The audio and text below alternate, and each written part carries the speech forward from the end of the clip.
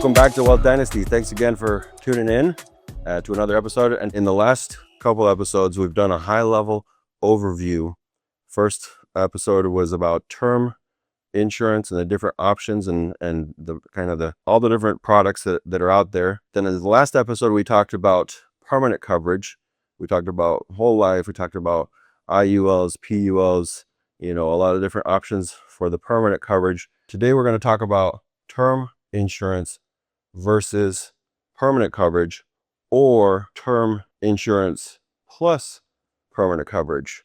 And this is a very important episode to help you make a good decision, more educated decision on what coverage is going to be best for you and your situation. Everybody's situation is different. Everybody's goals are different. And depending on where you're at in life, and depending on where, your budget, your financial situation, and where you want to leave, that legacy, there's a lot of factors that you have to take into account here. And so we're going to go through a lot of those, and it's going to be a great episode. I'm glad to have you back today. So let's talk about the concept that a lot of financial advisors, that lots of times, and even, very popular financial gurus or financial people tell you to get as much cheap term insurance coverage as possible, and then, invest the rest into the market or something of the sort. That can be a great option for some people, but again, that's a cookie cutter approach. That's not the exact best situation for everybody. What have you seen over your years in the career of life insurance? Why do people, after spending their life with term insurance, the coverage ends? Are they happy at that point, or did they reach all their financial goals like they had planned? Or let's talk a little bit about the situations that you've seen through your career, and where we can where these insurances would fit individually or fit together. Mm-hmm. Well, Mark, thank you for that. The truth is, when it comes to life insurance, there is no one size fits all. That is simply incorrect, because every family is different, every individual is different, and everybody should have a life insurance program tailored to their situation. Let's just talk about some scenarios or some, potential case situations. So let's start with a 25-year-old, and let's say they're recently married and they already have a child on the way. Okay. So 25 years old, recently married, child on the way. Probably in this case, both spouses are working. One spouse the wife may not be able to work past carrying the child. Who knows, right? In most cases, they do. They have some time off and then they go back to work. How much life insurance, what kind of life insurance, what makes sense? So again, this is a 25-year-old. Who knows what they're making? All right. Let's assume in this case that they just started their careers. They're not making a lot of money right now. Yeah, less than 100 grand probably. Yeah. Between the two of them. Between the two of them. Okay. So let's say they're each making $50,000, just for a number, just to use it. Okay. In this case, and maybe they've got term coverage at work. So maybe at work they've got, let's call them $50,000 each, right? One year's salary. Okay. Kind of a base starting place. They got 1 year's salary at work. No assets to speak of so far. They're off to the races, off to a life together. Baby's on the way. What should they do? Probably finances are tight. The housing costs may be high relative to their income. Maybe they're paying for 2 automobiles or 1 automobile. Who knows, right? It's a beautiful time in life, but also challenging.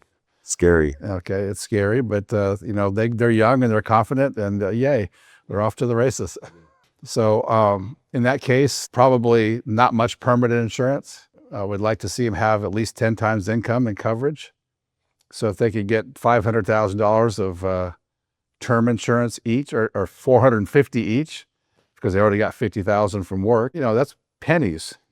Okay, honestly, that's probably less than $40 a month to get some term insurance set up at that level. And what a great comfort. If something happens to one of them early on in life, what a great comfort that money's going to be coming in to protect the other spouse and that child.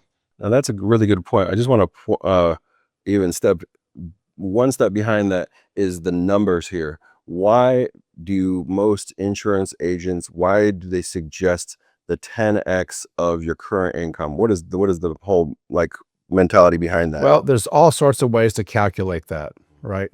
And in my experience as an agent, when I first started, I would calculate out to the penny how much insurance they needed based upon how much debt they had, how much income they wanted to replace, and future plans for college education, funeral expenses, everything.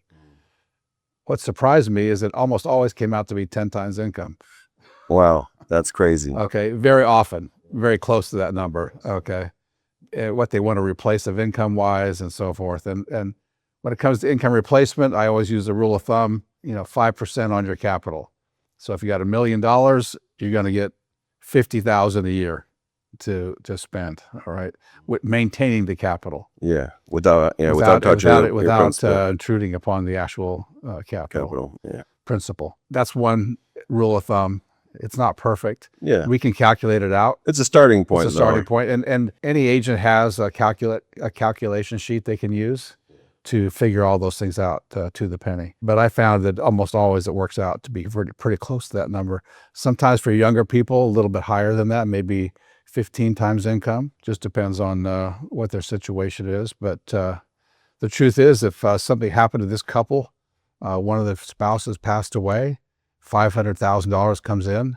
Okay, that's a huge benefit to that family. Mm-hmm. They can invest that and let it grow. It's not going to replace what that spouse would have earned their entire life. Not even close. Okay, but what a help. It means also that the spouse has sufficient funds to care for the child and don't have to worry about getting remarried right away. Correct. Okay, or doing something, making bad decisions to shore up a financial situation. Yeah, It protects against that. that's good. So that's just one scenario. Yeah, So let's take a different scenario. Now we've got a couple 35-year-old. Now they're into their careers. They've moved up the ladder a bit. yeah, maybe mid-level management. Maybe each making 100 a year, 75 to 100 a year each. Each. So now they've got children in the house. Maybe some little ones. Yeah, Okay. the crazy ones. Under 10 probably. Okay. And that's a good time, wonderful Yeah, time. real fun. But here, maybe they need $1 million, $1.5 million each, but they may have the resources. Maybe their income is, hopefully they haven't outspent on housing and so forth, and they're living within their means. But now this would be a good time to probably increase the term insurance, maybe to $1 million total, but also add some permanent insurance. Maybe not a lot, but some, depending if they're maxing out their qualified plan opportunities. If they're using, maxing those things out, they still have income that is not being spent on, current needs. They might want to consider doing a small accumulation style index universal life to start accumulating some assets. To have additional retirement income. Additional retirement income creates some tax-free retirement income down the road. Yeah, Or they may want to buy some protection index universal life with a long-term care benefit to, get that started in the right direction. So they don't have to worry about trying to protect against long-term care and protects against premature death and long-term care. It's a pretty powerful combination. it's great. It gives them the kind of protection that they need. So that's that kind of situation. It would be a combination. Okay. And let's think now of a business owner. Maybe they're 40 years old. Maybe husband and wife are working in the business together. Mhm. Maybe it's in a construction or a tile business or a flooring business or HVAC. Yeah, whatever it might be. Okay. They're making some good money. It's hard work, but they're making some good money. And they may have some employees. So they may look at some different qualified plan opportunities that might make sense. So they, maximize those opportunities. But at the same time, hey, if someone happens to one of them in this business, the other one's going to have a hard time making everything work. Yeah, So they need to have liquidity to protect against the loss of one of the partners. They may have accumulated some assets. They may have some debt out there against real estate or other, may have some business debt. yeah. And that debt needs to be covered if something happens to one of them, because that could be a big devastating blow Yep. to the continuation of that business. Yeah. And so here we need probably some term insurance, but also an opportunity to add on the accumulation IUL, or maybe whole life, or any other type of permanent coverage to make sure that not only they're going to have some tax-free retirement income, but a death benefit ultimately whenever they pass away. Good. And again, here in their 40s, starting that long-term care rider can be quite valuable. Yeah, the parents are probably at the time that they're starting to look, like starting to see the long-term care as a real need. Yeah. Some situations. So that's when, people kind of wake up and say, oh, long-term care, let me look into that. Right. So. Yeah. And of course, they can get the accumulation benefits. They can pay for that out of the business.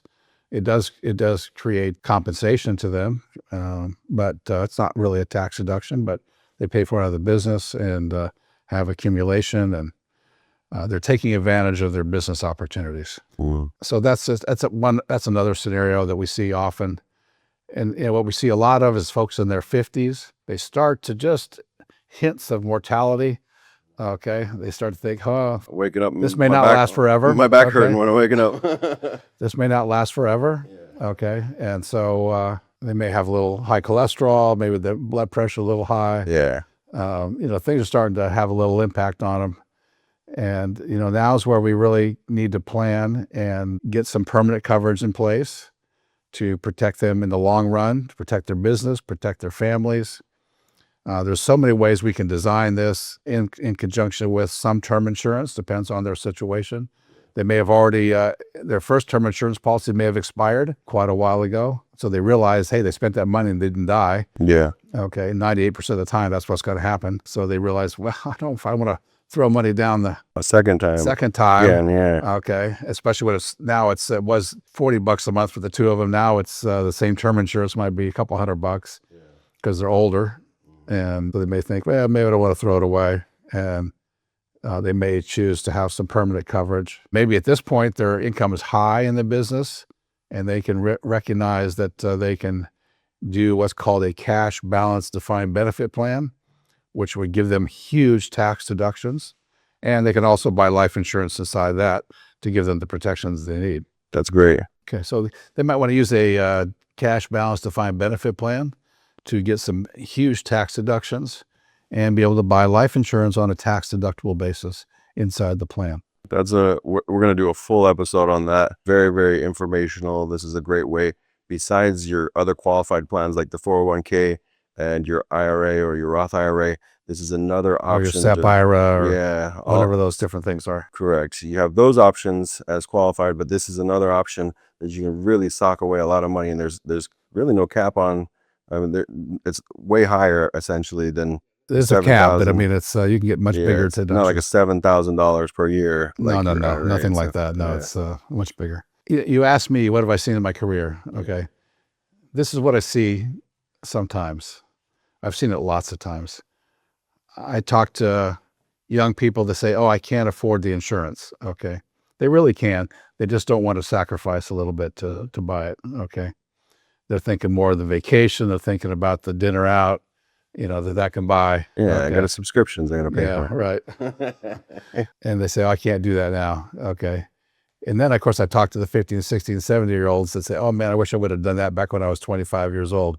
That I can't tell you how many times I've heard that from both ends. Okay. Yeah. And then I've also seen occasionally, I saw with one fella a while back, he had bought a whole life policy many years ago. And the thing had just performed really well over the years. Okay. He had a lot of money accumulated in it. It was a big balance for his retirement. And he said, I wish I'd done twice this much because it performed so well. There was never any gyrations in the market. He never felt the least bit of stress. Wow. Because of that particular account that he had, that particular accumulation never caused him any stress. That's crazy. Yeah, he was like, looking back, he said, I wish I had more of this because it didn't create any stress. Best investment I did my whole life. Yeah. everything else had been up and down. Yeah. Paid taxes on when you sold it. Yeah. It causes stress and worries, and this one did the You're up zero. on there every day. Where am I at? What's my fund looking like? Yeah. So he never had, and he was, this was a wealthy man. And so he, had done well in his career, but he looked at that and said that was, really strong. Should have doubled down. Should have doubled down on that. You've told me, in the past, you've also heard people that get term insurance and then later in life, they say they wish they would have gotten whole or permanent coverage or IUL or something back when in the day. That's pretty common or? Very common. It's super common. It happens all the time. People think they can't spend the money now. They think of it as an expense, right? Because they view insurance as an expense. Term insurance is an expense. Term insurance is pretty much equivalent to like car insurance. Yeah. It's something that, you only get it, the money back if you have an accident or, in life accident and die. In that case with life insurance, but. Yeah, so term insurance is a pure expense. Yeah. Okay. 98% chance you're not getting that money back. Life insurance, permanent life insurance is more of an investment. Mm-hmm. Not in the investment sense like stocks and bonds, but an investment in something that it's an asset and will pay off at some point. We're guaranteed. Okay. You'll have some benefit from this at some point in excess of the money you put into it. Yeah. That's a really interesting point. And we've talked about this before. Some people they'll take their money and they want, have a little bit of extra money or a lot of extra money and they want to invest it into something. Like I'm going to buy a second property or I'm going to buy, a piece of land. And especially if you're going to get into real estate and you don't know how to do all the fixes on the real estate and how to do the maintenance, that's going to be potentially a big investment of both your time and additional money.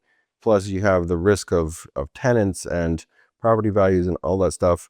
And again, we've talked about this before, but with the life insurance, a permanent policy is a piece of property that you own. You can take loans against it.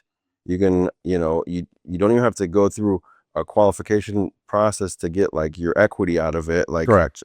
You would with a home equity line of credit. Right. Your interest rates are not going to be like that either.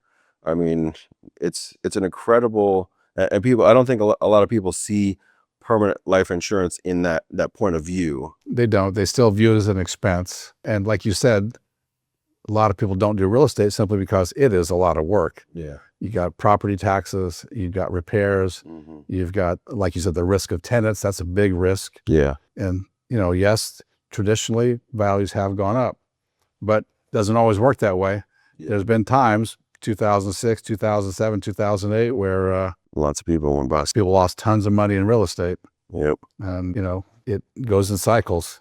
Just like anything. And just like anything, it's a longer cycle typically, but it goes in cycles. Yeah. And, so those are some scary things. Property tax is something that can eat you up Oh, yeah. real quick with the real estate. And there's no property tax on a permanent policy. That's. Yeah. The truth is there are internal costs to any kind of policy, nowhere near what it costs to maintain a piece of real estate. Yeah. Replacing windows or replace a fridge because your tenant destroyed it or your carpets. And it's not work either. There's no work. So.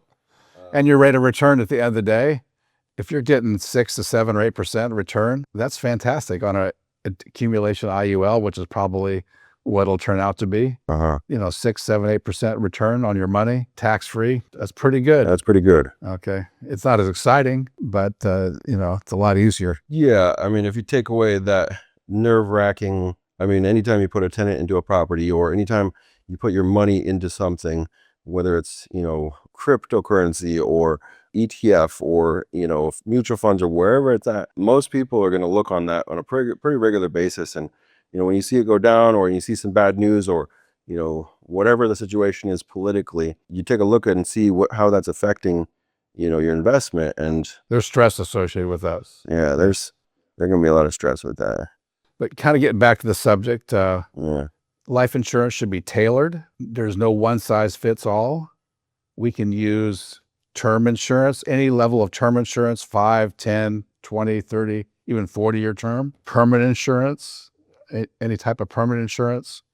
It all has to be tailored specific to that individual, what they want to accomplish, how much they want to benefit themselves, how much they want to benefit their family, how much protection they want to provide for the family, how much of a base of family legacy they want to provide. Yeah.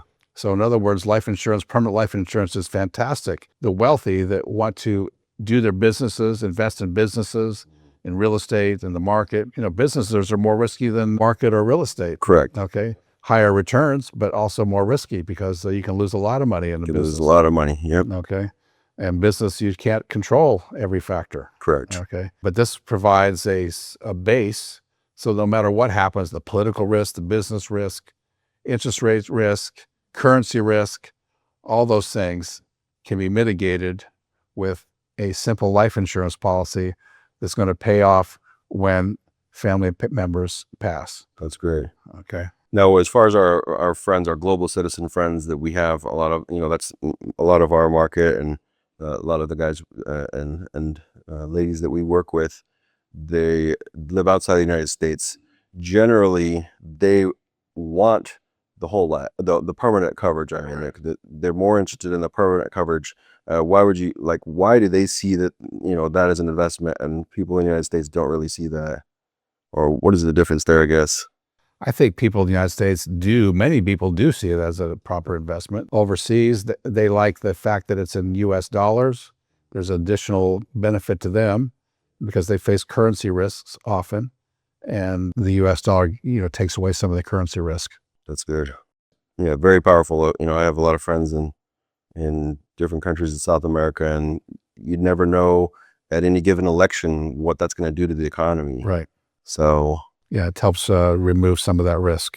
Yeah. Okay. But again, just reiterate, it needs to be tailored to their situation based on what they feel comfortable with. It can be structured to be owned by a trust or LLC, however it might be most appropriate.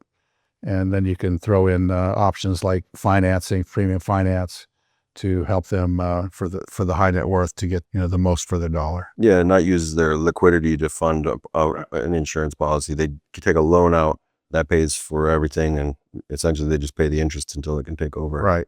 That's good. Very powerful option there. The only other thing I think that we've missed is like burial policies or something like that, where Correct. let's say grandma, she took her whole investment, and when husband stole it all or whatever, who knows what happened, or we lost it all in the restaurant that they started. Lots of different situations. Grandma has nothing. What is grandma going to do right now besides GoFundMe for Yeah. Right. Well, there are final expense policies which are quite useful for situations where you just need a little bit of money for a funeral, burial, whatever it might be. There's all levels of that as well. The underwriting for those is less stringent than most policies. Usually they're smaller amounts, 50,000 or less typically, maybe 20, 25,000, 10,000 even. Yeah. And so the underwriting is a little less stringent, pretty easy to obtain. Some policies actually give a guaranteed issue that as long as you live 2 years, they'll pay the policy. Okay. If you live less than 2 years, they'll refund the premium. Oh, very important to read the fine print on those then. Yeah. But I mean, it's still value, right? Because if you live less than 2 years, you get your premium back. Yeah, you got something. Yeah. And you live longer than that, you have something in excess of your premium. Correct. That's good. That could be an option. I mean, everybody's financial situation is so different, and that's why the cookie cutter approach that a lot of the financial gurus, they just say, get this, do this. That just really doesn't fit every single situation. No. Unfortunately. Yeah, life insurance is an amazing tool. Yeah. It's an amazing tool with big tax benefits. And it's a complex tool, quite frankly. In the United States, it's a very robust and mature industry. Yeah. With lots of competition and lots of options, which is why you need somebody to help you sort through it. That's good. So yeah, definitely before, or even if you do get or have insurance, always reach out to a very trusted provider, somebody that has experience in the industry, somebody that works with multiple companies, so that they can help you, see all options, and you can really get a situation, your financial situation and your insurance situation tailored to your needs, your family needs. And then always do those reviews every year, every 2 years, just to make sure that what you have is still the best for your situation as that changes through life. Totally. So it's good. Anything else you can think of? No, it's good. So this isn't really a term insurance versus permanent. It's term insurance plus permanent. Correct. Yeah, It's really, fit the product to the situation. that's good. Yep, that's great. Awesome stuff. Well,